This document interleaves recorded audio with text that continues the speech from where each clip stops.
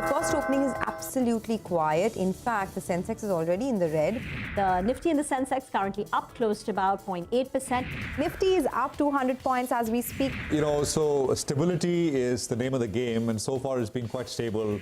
Good day for the bulls, off the highs, but definitely big gains is what we saw across the board.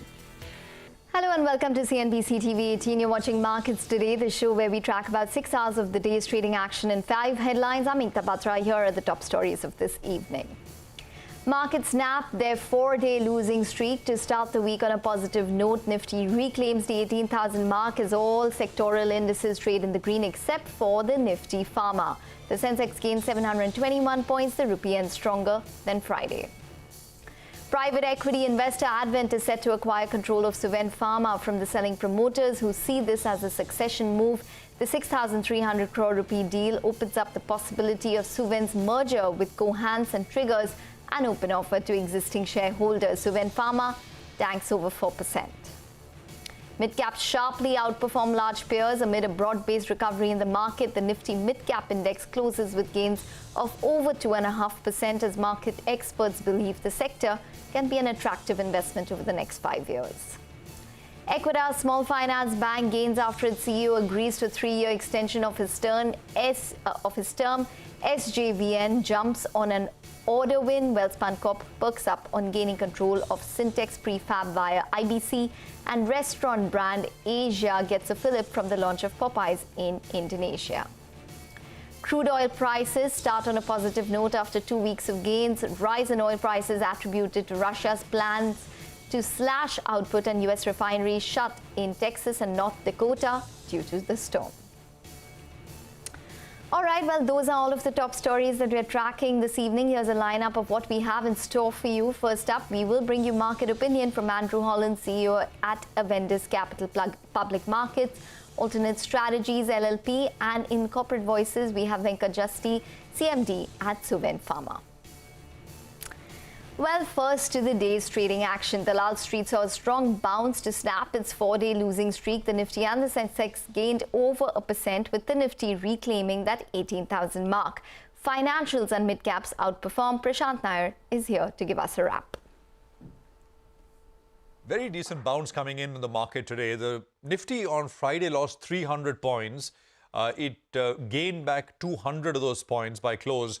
It would have been even better, but in the last 30-40 minutes or so, the market gave back, on the Nifty, it gave back 80 points and, proportionately on the banks as well. But after 2 days of gut-wrenching kind of sell-offs, this is a good outcome that we've had today. Some stability coming back as we enter the last week of 2022. Broader markets also, which sold off very aggressively, came back forcefully. Decent kind of gain, 60-70% of Friday's losses recouped today.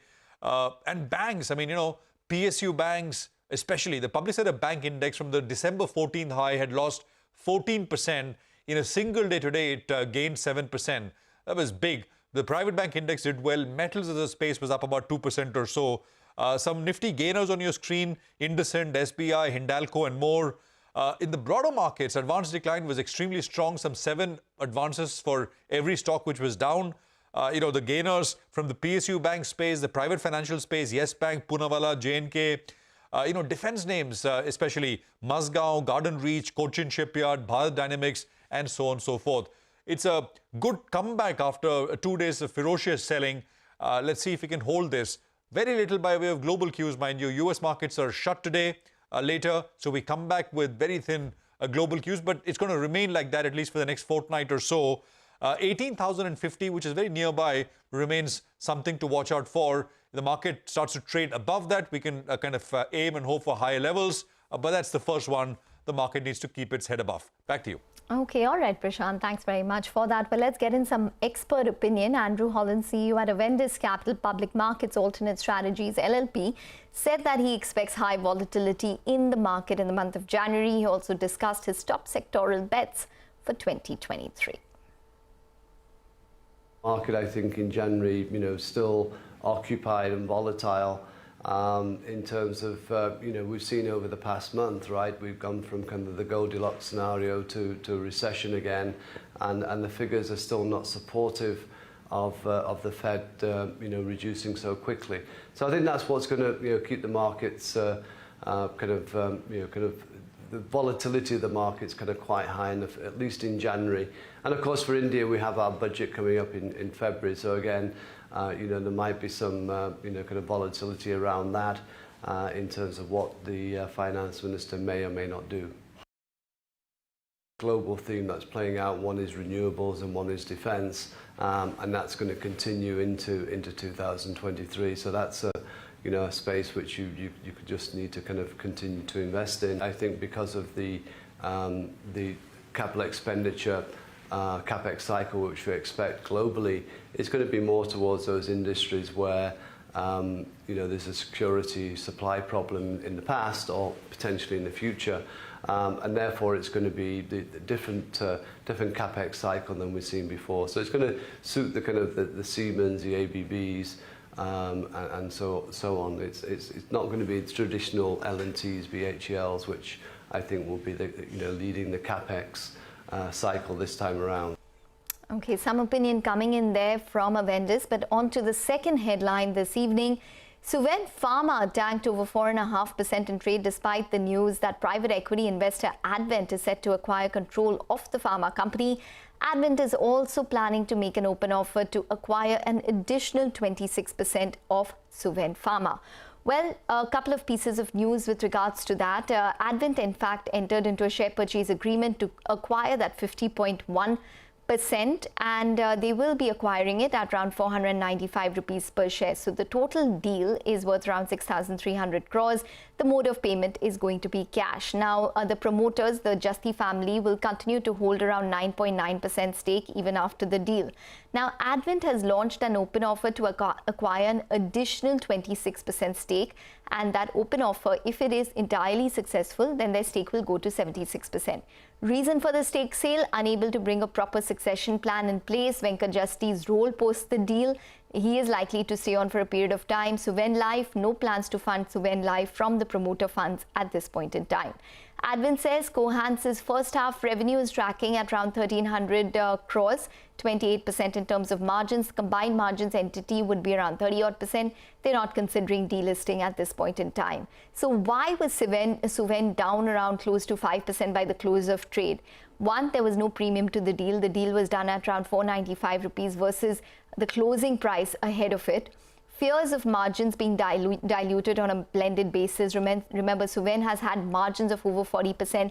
Cohance margins are at around 28%. So blended basis, the margins will possibly be lower. Promoters to hold 9.9% stake. There is a fear of Mr. Jasti not running the business on a longer term, and that seems to be weighing in terms of investor sentiment. The stock has already run up around 25% from its 52-week low. And questions on the lack of details with regards to a possible merger between Cohance as well as Suven Pharma is something that weighed on investors as well. The lack of clarity on any kind of merger ratio and those details was something that investors wanted to know more about. Well, on that note, let's get in some opinion that we had on the deal from Venkat Jasti of Suven Pharma as well as Advent. Eventually, the Advent has to get the controlling stake. That's what after the 26% open offer they will launch. That's what the intent is all about. So the maximum will be diluting is around 50%. We've been telling that we are looking for a strategic partnership, but this thing is a combination of strategic partnership along with the financial partnership. The value creation has to be more, and the commitment and the things what we do in terms of the commitment to customers and the passion with which we do the things and the focus of the business will remain as same. We are not able to bring in the succession in plan.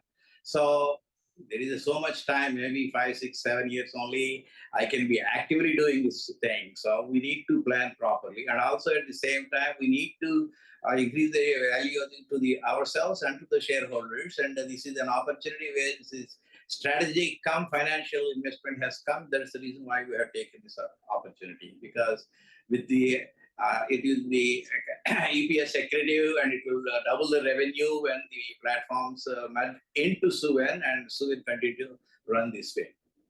Okay, well, on to the third headline this evening. The Nifty Mid-Cap Index closed with gains of over 2.5%. However, fund manager Gautam Sinha Roy of ICICI Prudential Life Insurance is not betting on mid-caps in the short term, but believes mid-caps can be an attractive investment in the next 5 years. You say that mid-caps are attractive today versus large caps on a very absolute basis from a near-term perspective. Probably not yet. That would need a little bit more of a correction. But if you think of it from more of a longer duration perspective, so as you look at India, India is clearly the fastest growing, one of the largest economies in the world. It's a very strong, place to be in for an equity investor. You have a very large GDP and it's growing at the fastest clip in the world over the next 5 years. And which set of stocks are most levered to this growth opportunity? If you ask yourself, the obvious answer would be mid-caps. And within mid-caps also, you are seeing emergence of new sector after sectors. Okay, meanwhile, Ankit Agarwal of UTI Mid-Cap Fund says going ahead, the revival in the SME segment will be key. From a broader financial and especially on the mid-sized financials, you're right, there was the valuations had significantly come down for a lot of the names. And, we were seeing improvement in credit quality and asset quality improvement that led to these valuations moving up. Now going ahead, it would be more about, what is the sort of revival that we're seeing on the SME side, specifically with some of these names, how the cycle on the CV side moves up. I think those will be the drivers to watch out for. I think the play from here would be clearly on how the credit growth plays out in some of these names to support the valuations. Okay, time for a break now, but stay tuned. We'll be back with all of the other top stories. Welcome back. You're still tuned in to markets today on CNBC-TV18. Let's get to the rest of the headlines that we're tracking for you. The fourth headline today, Equitas Small Finance Bank rallied over 5.5% in trade after the managing director and CEO of the company, P.N. Vasudevan, decided to stay on for another 3 years. Abhishek Kothari is here with more details on this story.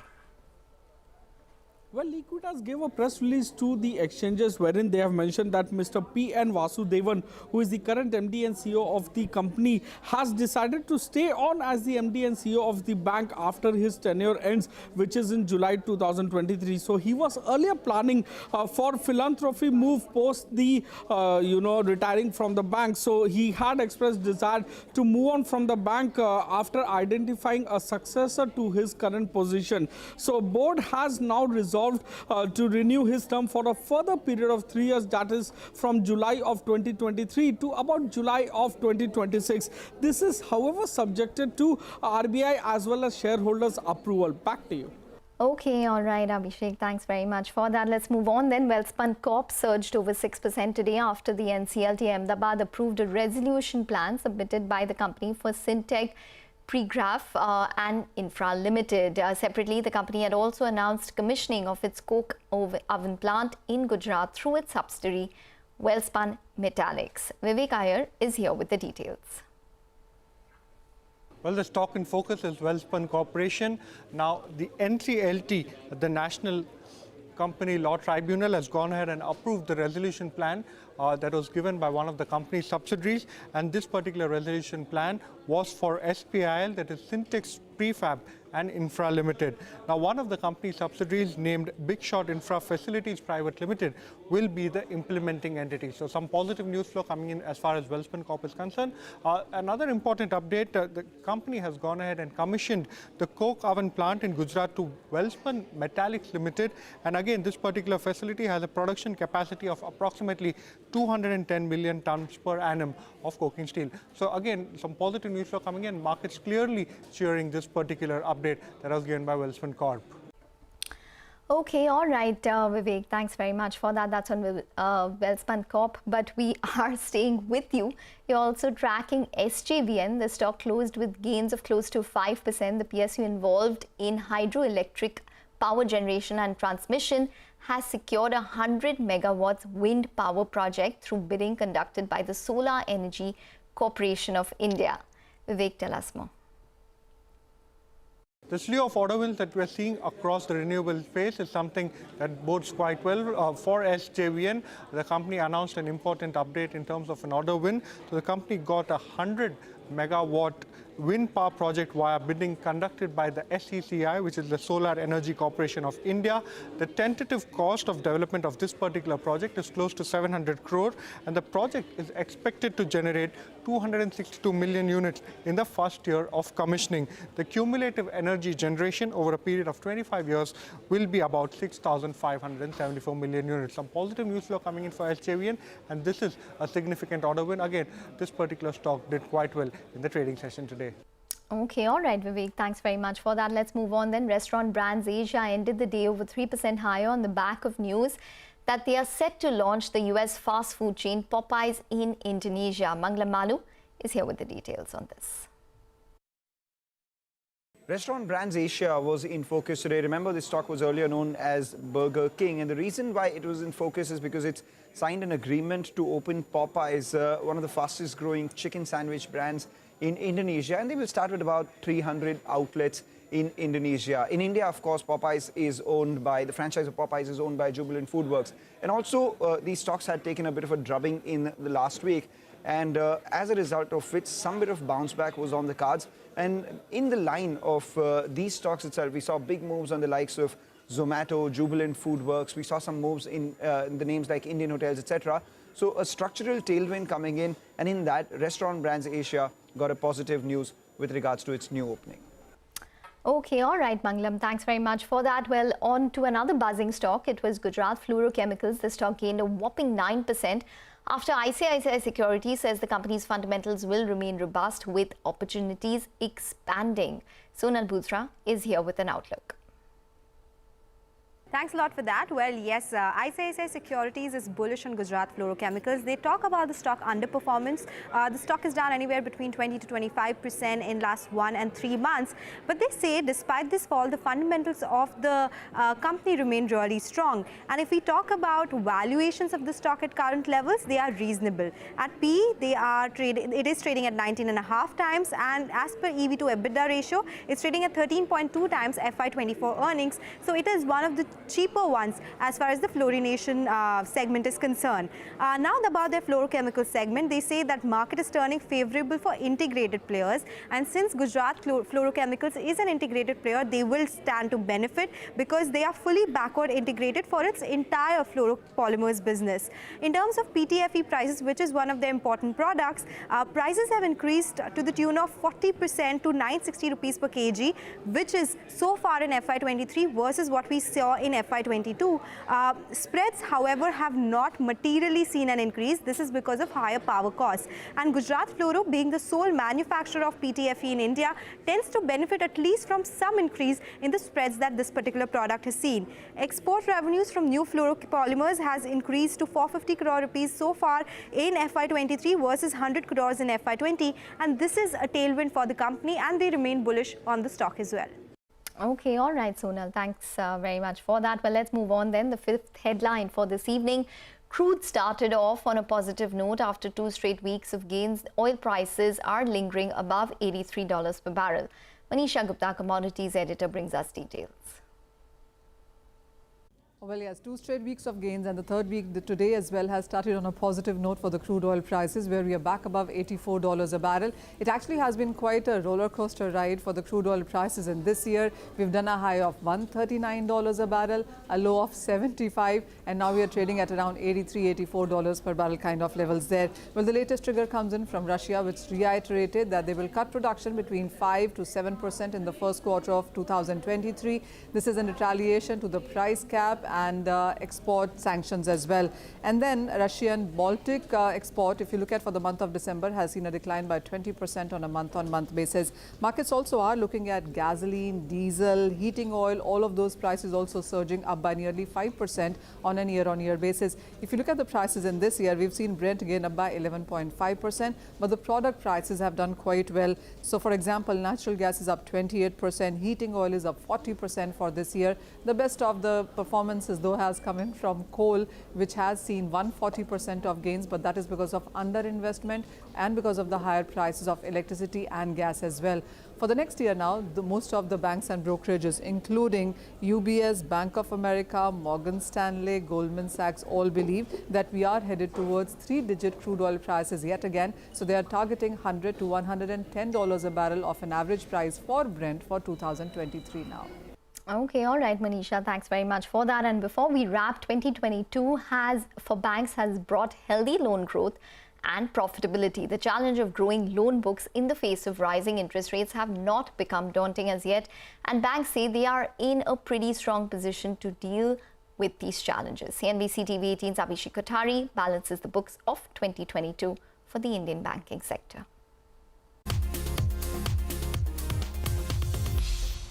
Well, 2022 has been a phenomenal year for the banking sector.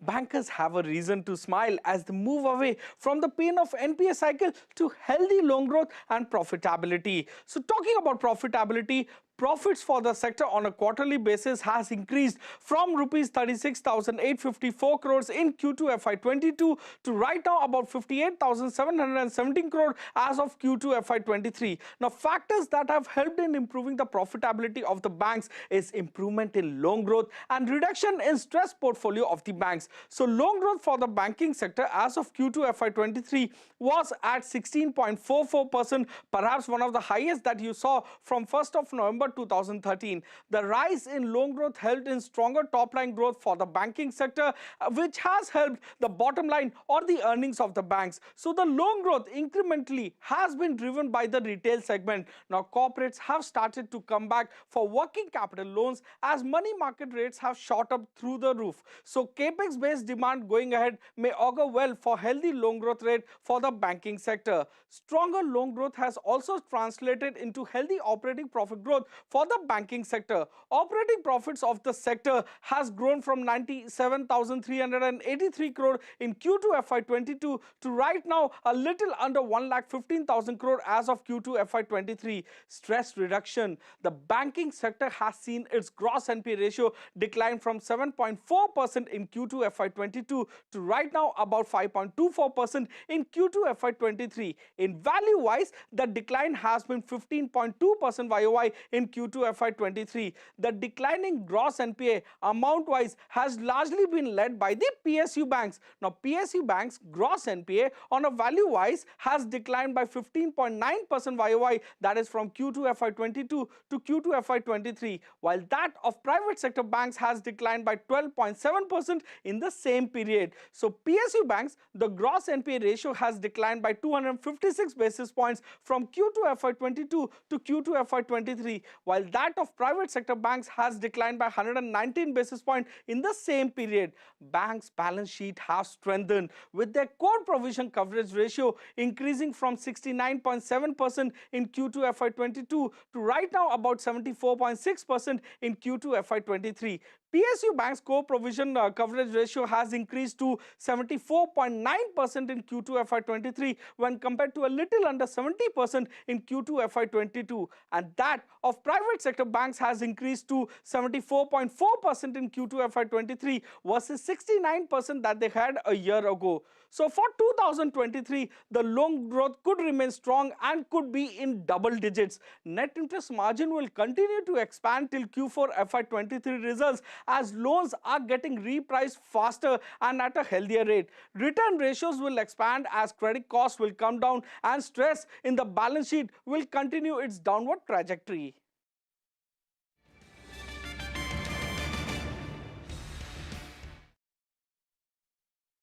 Presented